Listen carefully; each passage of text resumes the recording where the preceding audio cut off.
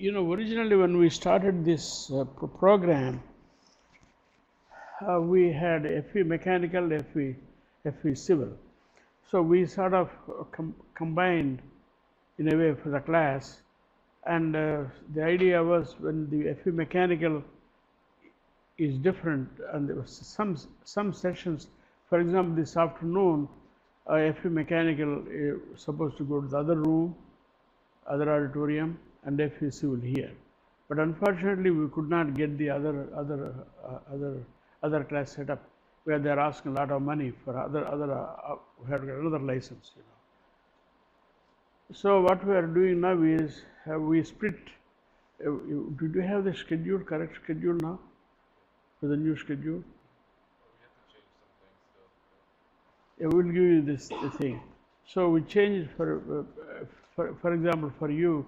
Who is you are civil? You are civil. You are civil. Okay, you are the only one mechanical. So for mechanical, the other, is she mechanical or civil? She is civil. We have another person watching the seminar from Chicago, from Illinois. So she is also civil. So we only have one mechanical. So whenever we have the mechanical, we put the new things for you. So we'll be attending that one. Okay, we'll still give the class. I'm working in the morning on Saturday. Yeah, so if you can set up like a afternoon,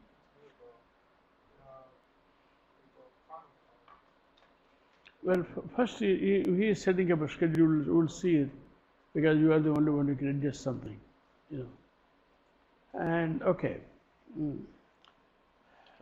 what else? So we are going to make the schedule now for mechanical. We'll just give that to you. We already did the dates. We'll just give that to you. You have any questions?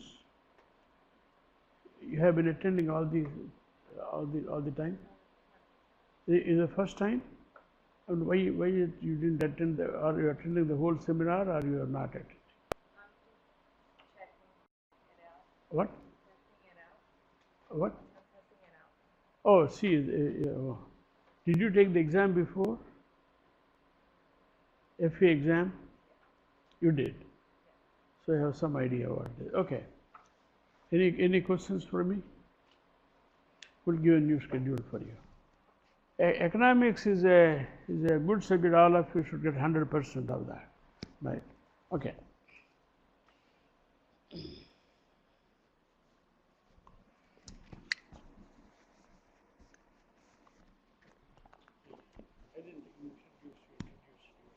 That's okay. Is this on? Can we hear me? We can hear me, okay.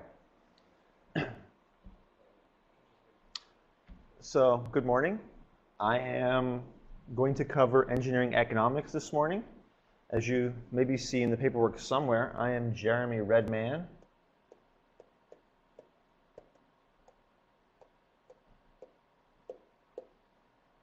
This is my first time using a tablet, so if it looks a little awkward, forgive the bad handwriting. I'm an instructor at Cal State Long Beach, and I've taught this course now for many years, so hopefully we shouldn't have any difficulty today going through the material.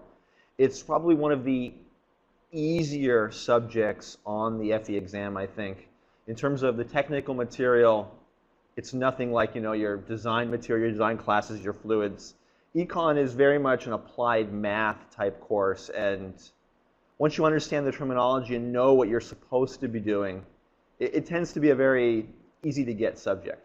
I think I could teach an entire quarter's worth of engineering econ probably in a one weekend packed seminar. So hopefully if you have not taken an econ class, we can get you up to speed. If you've taken engineering econ and forgotten it, we'll refresh everything.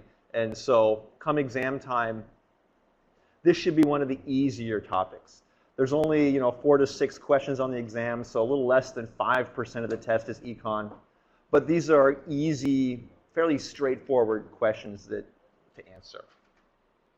So I thought what we would do is kind of begin at the beginning and just go through very quickly how I teach the course, and then we'll get to solving some problems and learn the material as we go. So when it comes to economics, engineering economics, everything is about calculating value, calculating cost, using what we call the time value of money.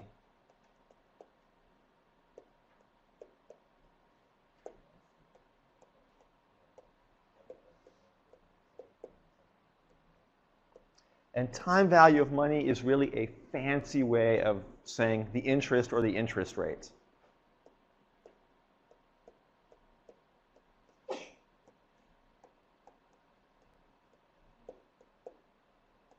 And as I tell most of my students in this class, if you are solving a problem and not using interest somewhere in the problem, chances are you're doing it wrong.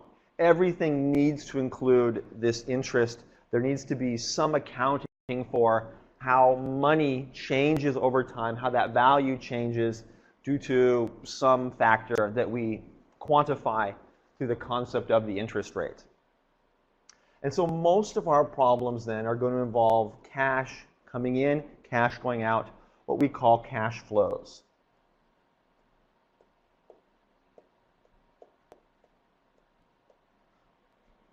Cash flows are either money that we are spending, in which case it would be an expense. That's going to be a negative cash flow.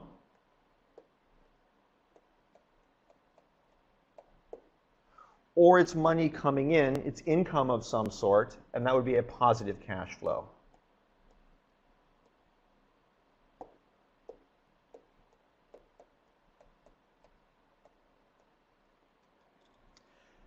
We visualize these cash flows kind of through a graphical technique where we draw what we call a cash flow diagram.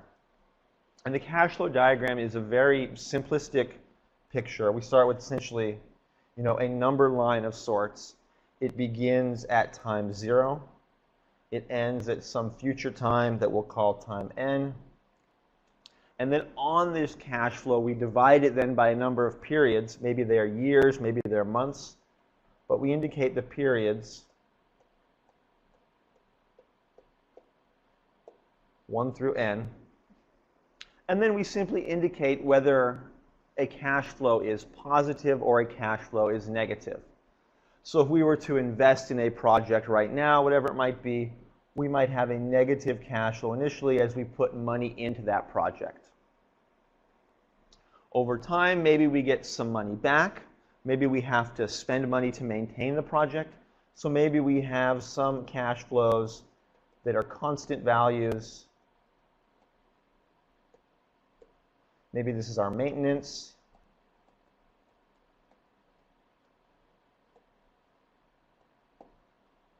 We have our initial cost here. And at the very end, maybe we sell it, we get some money back, we salvage our asset, we have some sort of salvage value.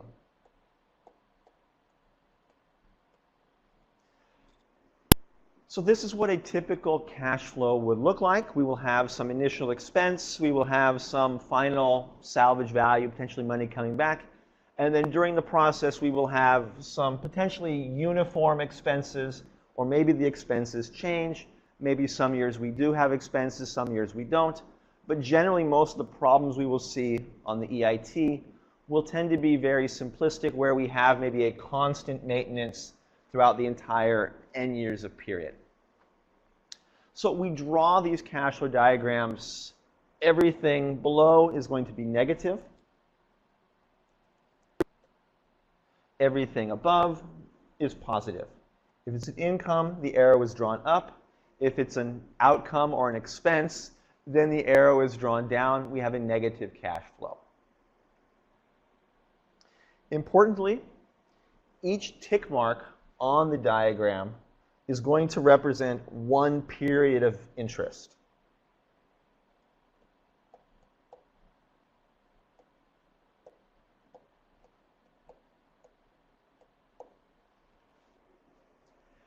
And as we draw these diagrams, by convention, all of our cash flows occur at the end of the year, or end of period. So all cash flows are what we call end of period cash flows.